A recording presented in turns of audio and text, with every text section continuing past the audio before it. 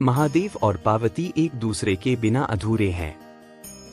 यह दोनों मिलकर ही संसार को चलते हैं।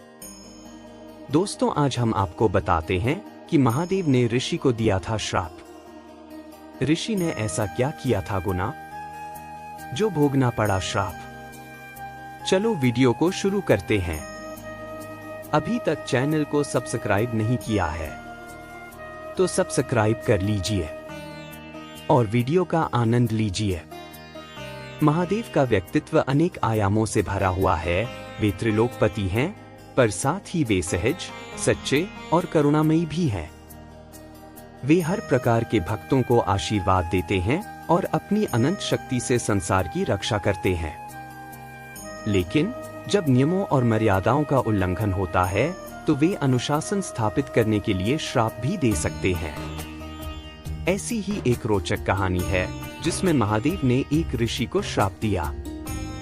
आरंभ। प्राचीन काल की यह घटना है जब धरती पर ऋषियों और साधुओं का प्रभाव सबसे अधिक था। वे तपस्या, साधना और ज्ञान के माध्यम से मानवता को दिशा दिखाते थे। ऐसे ही एक महान ऋषि थे महर्षि भृंगी।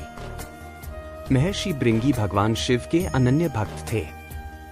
उनकी तपस्या इतनी कठोर थी कि देवता भी उनकी भक्ति देखकर अभिभूत हो जाते थे। महर्षि का मानना था कि संसार में केवल शिव ही सर्वोपरि हैं और वे सदैव शिव की पूजा में लीन रहते थे। पार्वती का अपमान। महादेव का परिवार भी उनके व्यक्तित्व का एक महत्वपूर्ण हिस्सा है और इसमें उनकी अर्धांगिनी माता पार्वती एक विशेष स्थान रखती हैं। माता पार्वती के बिना शिव अधूरे माने जाते हैं।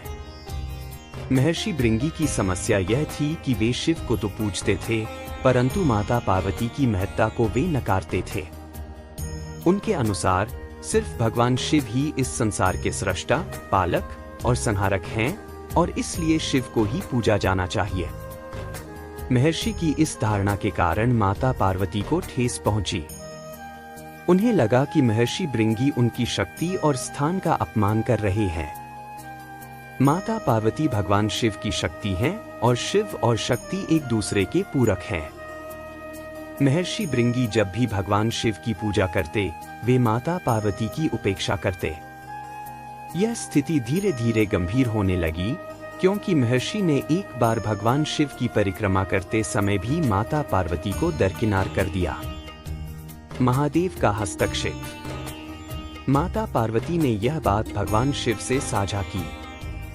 उन्होंने कहा, हे प्रभु, महर्षि भृंगी मेरी उपेक्षा कर रहे हैं। वे यह नहीं समझते कि आप और मैं एक ही तत्व के दो रूप हैं। आप बिना मेरे अधूरे हैं और मैं बिना आपके। उनका यह व्यवहार न केवल मेरे लिए बल्कि आपके लिए भी अनुचित है।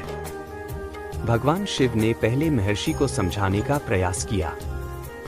उन्होंने कहा, हे भृंगी, यह सत्य है कि मैं इस संसार का संहारक हूँ, परंतु शक्ति के बिना मेरा अस्तित्व भी असंभव है। माता पार्वती मेरी शक्ति हैं और उन्हें पूजे बिना मेरी पूजा अधूरी है। शक्ति के बिना शिव कुछ नहीं है। महर्षि ने शिव की बात सुनी, परंतु वे अपनी विचारधारा में इतने दृढ़ थे कि उन्होंने इसे नकार दिया। उनका मानना था कि शिव के बिना कुछ भी नहीं है और वे केवल शिव को ही सर्वशक्तिमान मानते रहे। महादेव का श्राप। महर्षि भृंगी का अज्ञान देखकर भगवान शिव ने उन्हें एक महत्वपूर्ण शिक्षा देने का निश्चय किया। उन्होंने कहा, भृंगी, तुमने शक्ति की महत्ता को नकारा है और मेरी अर्धांगिनी का अपमान किया है। तुम्हें यह समझना होगा कि शक्ति के बिना शिव का कोई अस्तित्व नहीं है। इसलिए तुम्हें शक्ति का महत्व समझाने के लिए मैं तुम्हें श्राप देता हूँ। महादेव ने श्राप दिया कि महर्षि भृंगी का शरीर कमजोर हो जाएगा और उनमें से जीवन शक्ति निकल जाएगी। जैसे ही यह श्राप प्रभावी हुआ, महर्षि का शरीर निर्बल हो गया। उनके पास केवल हड्डियां और त्वचा बची, क्योंकि जीवन शक्ति माता पार्वती की ही देन थी। अब महर्षि न चल सकते थे, न ठीक से खड़े हो सकते थे।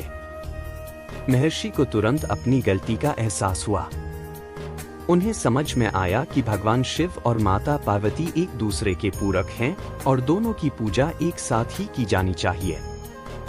उन्होंने भगवान शिव और माता पार्वती से क्षमा याचना की और अपनी मूर्खता के लिए पछताया। क्षमा और आशीर्वाद। महर्षि भृंगी की सच्ची पश्चाताप देखकर भगवान शिव और माता पार्वती ने उन्हें क्षमा कर दिया। माता पार्वती ने उन्हें आशीर्वाद दिया और उनकी खोई हुई शक्ति वापस लौटा दी।